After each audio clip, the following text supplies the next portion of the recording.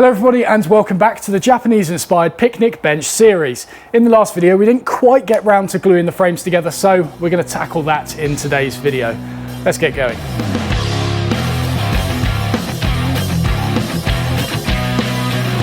So when gluing this table together, I am going to be using epoxy for this because it's obviously a very weather resistant, strong adhesive that should hold this together for years to come.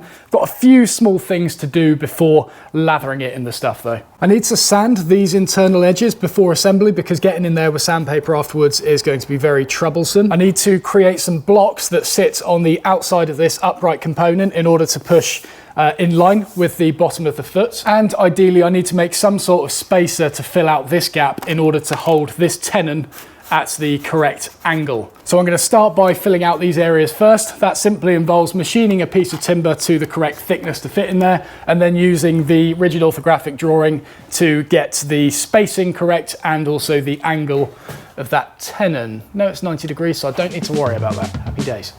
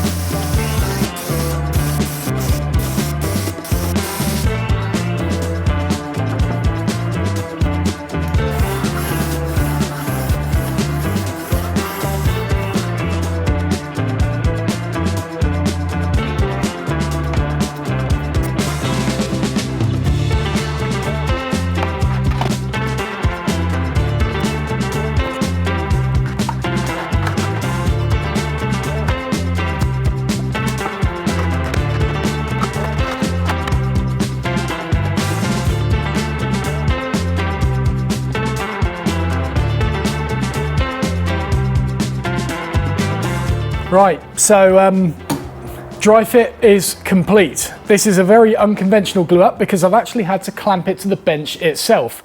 I'll walk you through the process here. So where to even start with this? Well, basically I've assembled it all dry, and let's start with these bits in the center, these kind of bits of CLS timber essentially. These are put in there to spread out these two joints and push them into the shoulders here. So that's a really tight fit, like a wedge fit as it is. And yeah, that pushes these components out. Then in order to bottom this out, I've obviously just got this clamp here, which is pushing it all the way down into the bench itself. And so that is the top two joints sorted. Then you move around to these ones. So I needed pressure from above in order to push it down into the shoulders. So again, pushing either side, clamping onto the bench below, and then just a quick clamp holding it tight against that tenon. Another one here, squeezing together those 3 laminates. Another one here, bottoming out that one. Around here, you know, same again, basically mirrored either side.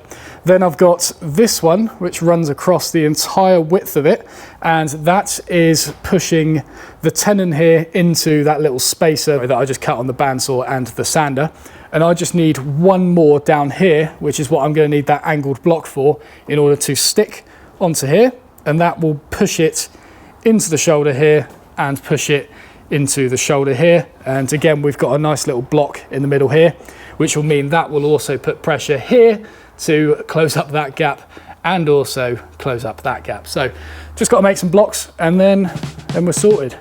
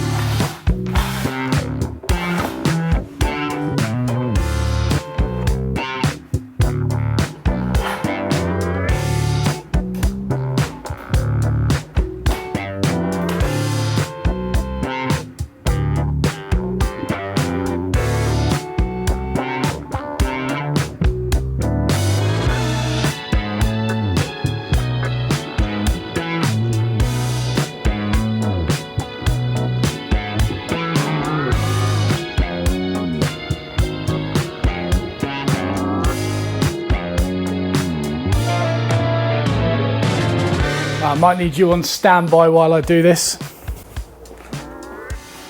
He can't hear me, he's got noise cancelling headphones on. Oi!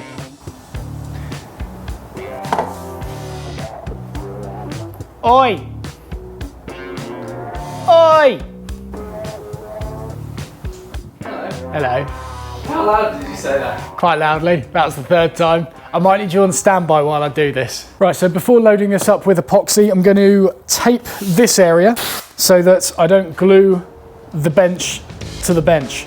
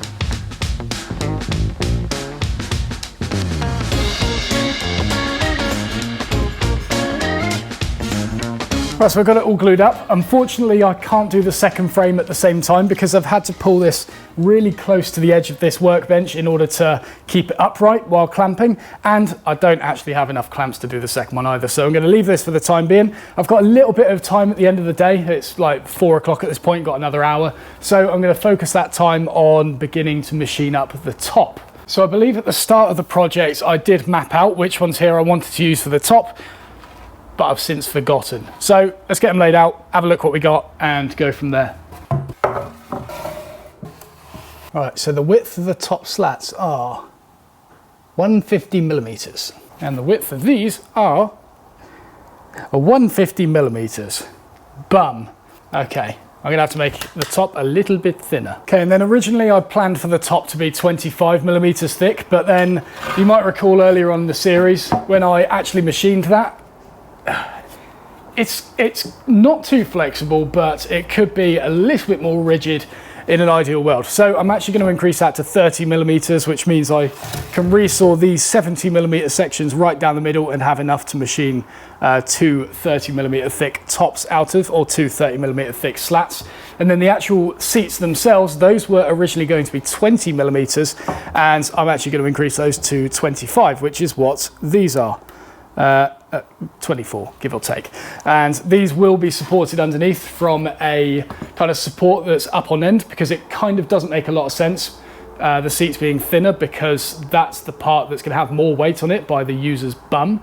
But by having that thick support underneath, it should rigidify it, and it won't make the seat look out of proportion to the top. I think the top should look ever so slightly thicker than the seat in order to make it look just nice, I suppose, is the design term for it. And so because I've got quite a lot of material to play with these tops, I'm just going to go ahead, plane it, thickness it, and see what it looks like. I'm not going to do any of the stuff that requires a lot of thought because it's quite late in the day and I'm very liable to make mistakes, but I can certainly at least make this clean and square by the end of the day. Also, it's proper fun putting big things over the planer.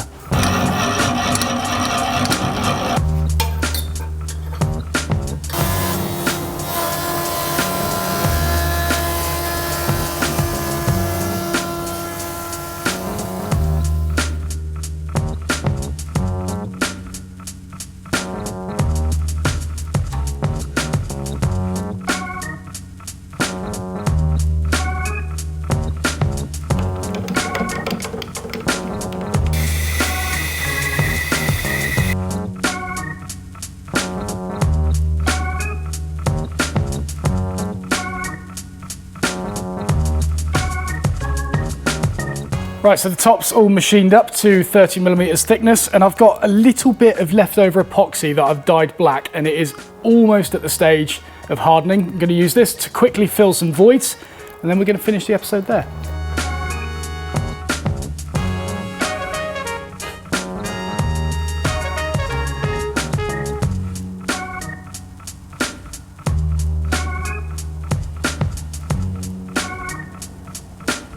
Right, and we're going to call that episode there. Very productive day. One half of the table glued up. The slats for the top are all machined. So tomorrow we just come in, get the other one in the clamps, and then continue working on the top. So as always, guys, thank you very much for watching. If you enjoyed the video, please do not forget to press the like button, subscribe if you haven't already, and we'll see you in the next one.